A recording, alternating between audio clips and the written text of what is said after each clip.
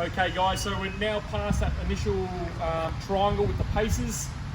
Next step is everyone's directed up to the chutes. So the chutes are at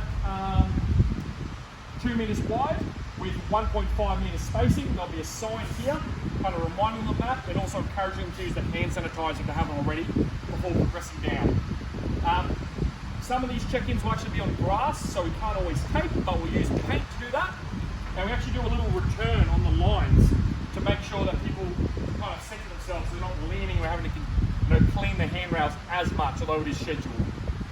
Depending on the volume, some days we'll just be using one chute on the quiet days, which will actually block off the other chutes. But the theory is we go left to right. The left lanes we start off with checking in, and we roll over based on volume. And the far lanes, or the right hand side of the tent, is the help desk. So if you're not ready in relation to having a roster fire count, having done your inductions, and actually having checked in advance, you're going to be on the help desk. Or if you've got any other question, you're on the help desk. If you can say yes to all those things, you understand what's going on, you're going to start processing business as usual down this chute. Coming straight in.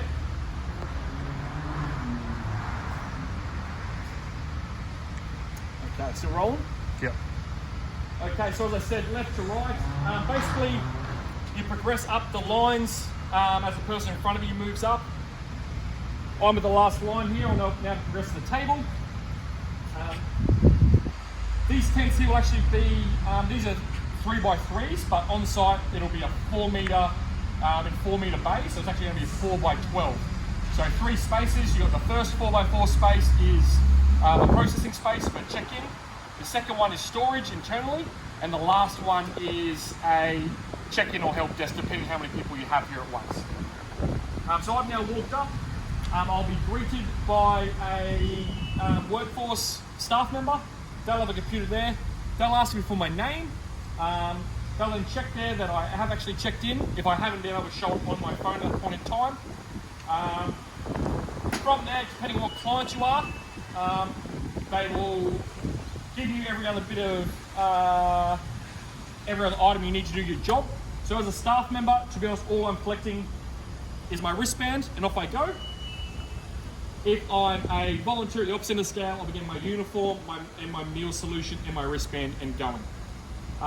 During this whole process, we also want to check that people have done their actual induction. Everyone's saying yes, but we'll probably try and do some work in the office, actually do some pre-screening prior to getting to site to eliminate the issue of reconciling that here to keep it going. If I've got any other questions unrelated to actually checking in, there'll be another person off to the side. They'll have another tent, a table, and be able to answer questions specific to the role. Here is all about speed and processing. So if you've got a check-in issue, you'll end up having to go back around and re-queue for the help desk on that side. If you've checked in and you've got a role-specific issue, you're going to go stage right over here and go talk to that staff member at your role-specific issues if you need to contact someone or not. Maybe we'll cut that and